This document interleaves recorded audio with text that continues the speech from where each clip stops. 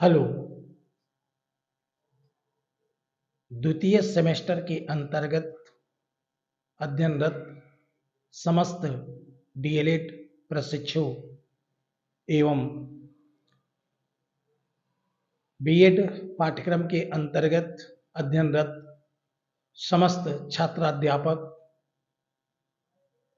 आप सभी का English by JP Narayan channel में स्वागत है।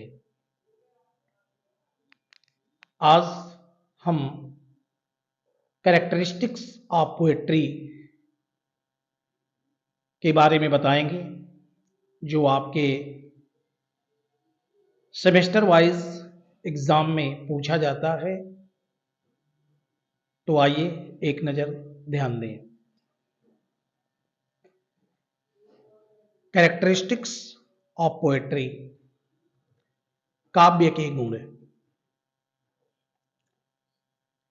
जहां तक पोएट्री को माना जाता है कि it is considered to be related to heart rather than to head. यह मस्तिष्क की अपेक्षा ये हर्ट से रिलेटेड होता है। विलियम वर्ड्सवर्थ पोएट्री के बारे में बताते हैं, क्या कहते हैं? The spontaneous overflow of powerful feelings.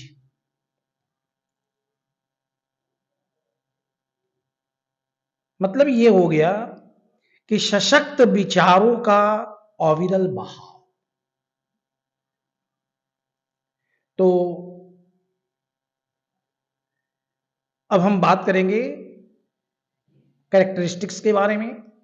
तो ध्यान दीजिए कि poetry is rich in imagination. Poetry is rich in imagination. काव्य में कल्पना की अधिकता होती है।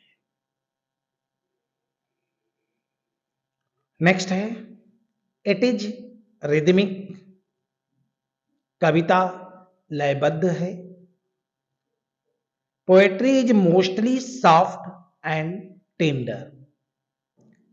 काव्य में अधिकतर कोमलता पाई जाती है। काव्य हार्ट टचिंग होता है, वो सॉफ्ट होता है, टेंडर होता है। तो आप लिख सकते हैं कि poetry is mostly soft and tender. Pictorial quality is found more in poetry than in prose. काव्य की अपेक्षा गद्य की अपेक्षा काव्य में चित्रात्मक गुण अधिक पाया जाता है। Poetry is generally related to sorrow, melancholy. काव्य में दुख का, विषाद का समावेश होता है। दूसरे शब्दों में कह लीजिए कि पोएट्री सारो और मेलंकली, दुख और विषाद से संबंधित है। Poetry is spontaneous. काव्य अविरल है। It comes from within. यह अंदर से आती है। It is natural.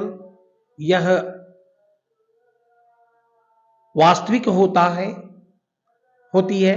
It comes to poet as leaves comes to trees. जिस प्रकार पेड़ में पत्ते अपने आप आते हैं, वैसे कविता कवि के पास सहज आती है। तो these are the characteristics of poetry. ये काव्य के गुण हैं। अब हम बात करेंगे एम्स ऑफ पोएट्री के बारे में।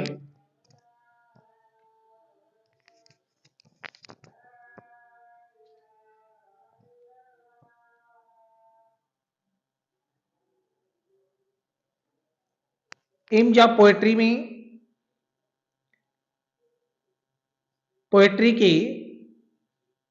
पोएट्री शिक्षण के क्या उद्देश्य हैं? एम्स ऑफ टीचिंग पोएट्री, काव्य शिक्षण के उद्देश्य क्या है? तो पहला है कि to develop the students imagination power,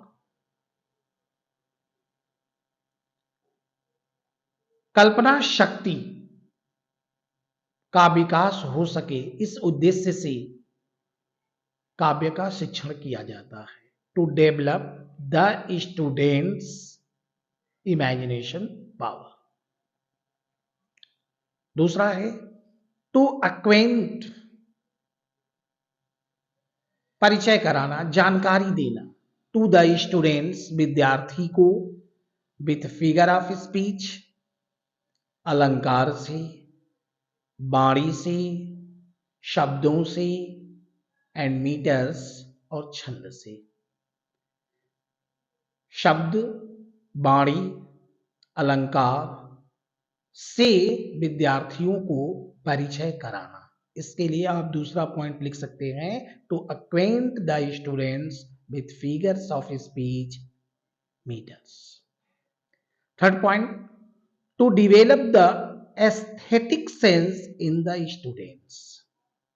aesthetic, AESTHETIC, aesthetic, सौंदर्य, सेंस, भाव। टू इनेबल, योग्य बनाना, टू इनेबल द स्टूडेंट्स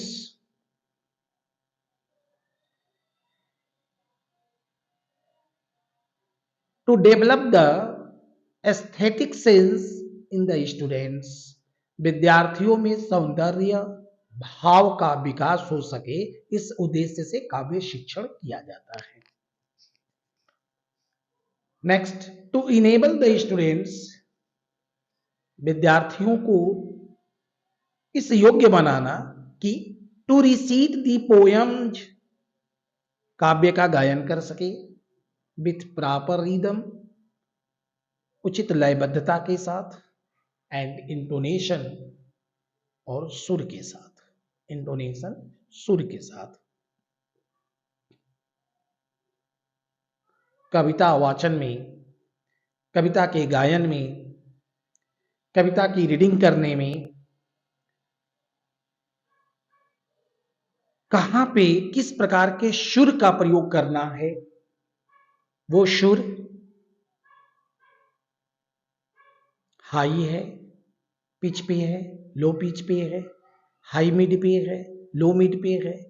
तो इस उद्देश्य से कि उनको इंटोनेशन का ज्ञान हो जाए, उनको रिदम प्राप्त हो जाए, तो इस उद्देश्य के साथ जो है काव्य शिक्षण किया जाता है।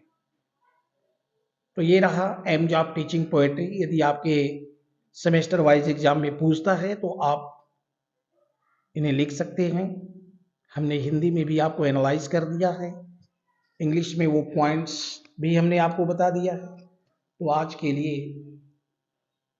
एम्स ऑफ टीचिंग और characteristics of teaching I have expressed. I think you will get the clear conception by the analysis of the points related to aims of teaching and characteristics of teaching.